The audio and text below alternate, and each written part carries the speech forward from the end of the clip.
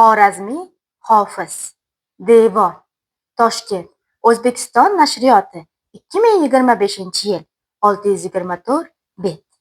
O'zbek adabiyoti xazinasidan deb nomlangan 200 jildlik kitoblar majmuasi O'zbekiston Respublikasi Prezidentining tashabbusiga asosan yurtimizda ilk bor nashr etilmoqda.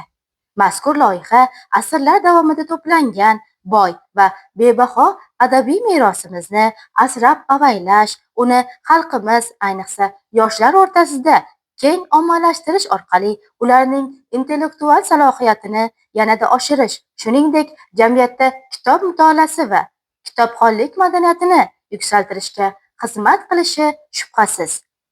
Ushbu nashr mamlakatimizdagi oliy ta'lim muassasalari, axborot kutubxona markazlari va umumta'lim maktablariga taqdim qilinishi bilan e'tiborga molikdir. Ushbu kitobni Yashnobod tuman axborot kutubxona markazidan kelib o'qishingiz mumkin.